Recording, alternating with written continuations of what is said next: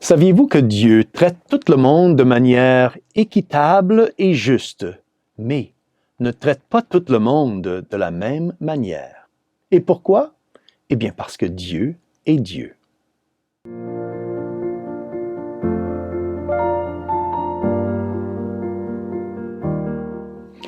Au nom du Père, et du Fils, et du Saint-Esprit. Amen. Chers frères et sœurs, Salve Maria, et bienvenue de nouveau au commentaire de l'Évangile de ce dimanche. Nous sommes au 33e dimanche du temps ordinaire. Et cela signifie que nous approchons du dernier dimanche de cette année liturgique. Car dimanche prochain, nous allons célébrer la fête du Christ roi. Puis, ensuite, nous allons entrer dans l'Avent, la période de préparation pour la venue de notre Seigneur, l'arrivée de Noël. Chaque cycle liturgique qui s'achève, qui se termine, nous invite à réfléchir sur nos fins dernières. C'est probablement pourquoi l'Église a choisi la parabole des talents pour l'Évangile d'aujourd'hui. Aujourd'hui, l'Évangile nous est présenté par Saint Matthieu, chapitre 25, versets 14 à 30. Voyons ce que nous dit l'Évangile. En ce temps-là, Jésus disait à ses disciples cette parabole. C'est comme un homme qui partait en voyage. Il appela ses serviteurs et leur confia ses biens. À l'un, il remit une somme de 5 talents. À un autre, 2 talents. Au troisième, un seul talent. À chacun selon ses capacités. Puis, il partit. Notre Seigneur ici préparait ses disciples et les personnes qui le suivaient pour son départ. Et oui, car le Seigneur partirait éventuellement en voyage, ou c'est-à-dire il monterait au ciel, comme nous l'explique Saint Grégoire le Grand. Cette parabole parle donc de notre Seigneur ici, qui est représenté par cet homme. Avant de partir en voyage, l'homme ici appelle ses serviteurs afin de leur donner quelques instructions très importantes. Qui sont ces serviteurs? Eh bien, ces serviteurs dans cette parabole sont vous et moi. Ce sont tous ces chrétiens qui ont reçu et qui reçoivent des dons de Dieu. Et les dons ici sont représentés par le mot talent. Or, qu'est-ce que c'était qu'un talent au temps de notre Seigneur? Un talent était un moyen de mesure de poids, utilisé à l'époque pour les pièces d'or ou d'argent.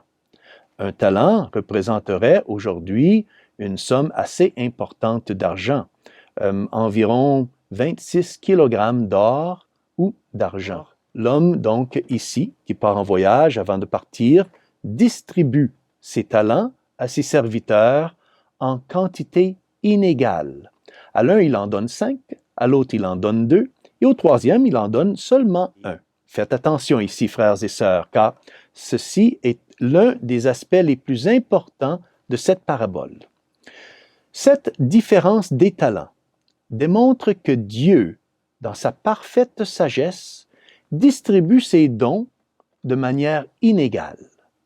Oui, et je le répète, Dieu distribue de façon inégale ses dons à nous tous.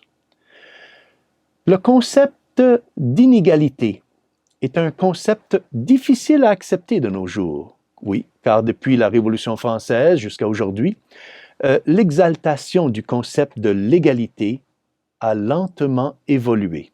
Aujourd'hui, l'égalité est considérée comme un bien suprême sans aucune limite. La raison et le gros bon sens nous montrent qu'une égalité extrême n'est pas naturelle et donc est absolument impossible. Il est vrai, oui, que tous les hommes, tous les êtres humains appartiennent à la même espèce et jouissent donc de la même dignité et des mêmes droits fondamentaux. Nous avons tous été créés à l'image de Dieu et nous sommes tous aussi aimés de Dieu. Mais affirmer cela n'est pas la même chose que de permettre la confusion de considérer les hommes comme absolument égaux en tout. Ce n'est simplement pas possible. Certains d'entre nous, par exemple, sont plus grands, d'autres sont plus petits. Certains des hommes sont plus intelligents, d'autres sont plus beaux. Il y a des personnes qui sont plus fortes, d'autres qui sont plus vertueux. Il y a aussi des différences de position.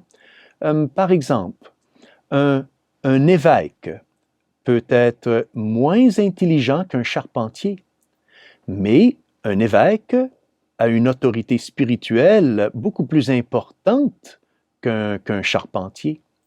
Tout cela reflète une réalité importante, que Dieu aime de manière unique, mais pas également.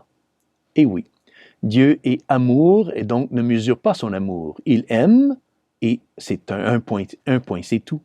Cela signifie donc qu'il aime certains d'entre nous plus que d'autres, en fonction de notre amour pour Dieu. Eh oui, c'est normal. Certains d'entre nous aiment Dieu beaucoup plus que d'autres, et d'autres aiment Dieu moins que nous. Mais ce qui est important ici, frères et sœurs, c'est que nous aimions Dieu. Ainsi, Dieu nous aime tous, énormément, mais pas de la même manière. Rappelez-vous comment, dans la parabole d'aujourd'hui, l'homme qui part en voyage, il distribue ses dons, enfin, les talents, de manière inégale. Dieu n'est pas lié à nos critères humains. Dieu agit selon sa sagesse suprême et divine. Continuons la lecture de cette parabole. Aussitôt, celui qui avait reçu les 5 talents s'en alla pour les faire valoir et en gagna 5 autres. De même, celui qui avait reçu 2 talents en gagna 2 autres. Mais celui qui n'en avait reçu qu'un alla creuser la terre et cacha l'argent de son maître. Ainsi, dès le départ du maître, les 2 premiers serviteurs se mettent aussitôt au travail afin de multiplier leurs talents. Maintenant, pourquoi ont-ils fait cela? Eh bien, ces 2 ont voulu multiplier leurs talents par amour pour le maître, qu'il voulait plaire. Mais le 3e serviteur a enterré son talent. Longtemps après, le maître de ses serviteurs revint et leur demanda des comptes. Celui qui avait reçu 5 talents s'approcha, présenta 5 autres talents et dit, « Seigneur, tu m'as confié 5 talents, voilà, j'en ai gagné 5 autres. » Son maître lui déclara, « Très bien, serviteur bon et fidèle. Tu as été fidèle pour peu de choses, je t'en confierai beaucoup. Entre dans la joie de ton Seigneur. » Celui qui avait reçu 2 talents s'approcha aussi et dit, « Seigneur, tu m'as confié 2 talents. Voilà, j'en ai gagné 2 autres. » Son maître lui déclara, « Très bien, serviteur bon et fidèle. Tu as été fidèle pour peu de choses, je t'en confierai beaucoup. Entre dans la joie de ton Seigneur. » Ceci est la situation de tous ceux qui agissent sérieusement et généreusement durant leur vie, jusqu'au retour du Maître. Pour chacun de nous, le Maître, c'est-à-dire le Christ, revient au moment de notre mort, et à ce moment-là, nous allons aussi à sa rencontre. Donc, le peu de temps dont nous disposons ici sur la terre est le temps que nous devrions utiliser pour multiplier nos talents. Cela signifie que nous devons consacrer notre temps ici sur la terre à servir Dieu avec grande diligence et aussi servir notre prochain avec amour. Nous devons donc obéir au commandement de Dieu et nous devons chercher à éviter le péché. Remarquez comment le Maître dit au serviteur, « Comme tu as été fidèle pour peu de choses, je t'en confierai beaucoup. Entre dans la joie de ton Seigneur. » C'est exactement ce qui nous arrive ici sur terre. Ce que nous recevons sur terre, et c'est insignifiant comparé à ce que nous allons recevoir au ciel. Et tous nos efforts pour pratiquer la vertu ici, si méritoires soient-ils, ne sont rien comparé à la gloire qui nous est réservée dans l'éternité. Entre dans la joie de ton Seigneur. Cela signifie que Dieu nous a créés pour partager son bonheur éternel. Ceci est le ciel. Mais cette gloire dépend de notre fidélité aux grâces que nous recevons ici sur terre. Celui qui avait reçu un seul talent s'approcha aussi et dit, « Seigneur, je savais que tu es un homme dur. Tu moissonnes là où tu n'as pas semé, tu ramasses là où tu n'as pas répandu le grain. J'ai eu peur, et je suis allé cacher ton talent dans la terre. Le voici, tu as ce qui t'appartient. » Ce troisième serviteur est l'exemple parfait d'une personne égoïste, manquant totalement d'amour et de zèle pour son maître. Car au lieu de travailler pour la gloire de Dieu et le salut des âmes, afin de développer son talent, ce genre de personne ne se soucie que pour son propre confort. Ce n'est pas seulement l'image d'une personne paresseuse, c'est l'image d'une âme égoïste qui ne pense qu'à elle-même. Non seulement cette personne n'a pas utilisé son talent pour servir le maître, mais ensuite, il se révolte aussi contre son maître. Écoutez ce qu'il dit. « Seigneur, je savais que tu es un homme dur. Tu moissonnes là où tu n'as pas semé. » Ça, c'est le lot des égoïstes. Non seulement ils s'excusent, mais ils blâment Dieu pour leur misère, pour leurs défauts. Ils ne veulent pas utiliser leurs dons pour pratiquer la vertu et éviter le péché, mais ils rejettent la responsabilité de leur situation lamentable, ils rejettent cette situation sur Dieu lui-même. Car, frères et sœurs, révolte et égoïsme vont toujours de pair. Son maître lui répliqua, « Serviteur mauvais et paresseux, tu savais que je moissonne là où je n'ai pas semé, que je ramasse le grain là où je ne l'ai pas répandu. Alors, il fallait placer mon argent à la banque, et à mon retour, je l'aurais retrouvé avec les intérêts. Enlevez-lui donc son talent et donnez-le à celui qui en a 10. À celui qui a, on donnera encore, et il sera dans l'abondance. Mais celui qui n'a rien se verra enlever même ce qu'il a. Quant à ce serviteur bon à rien, jetez-le dans les ténèbres extérieures.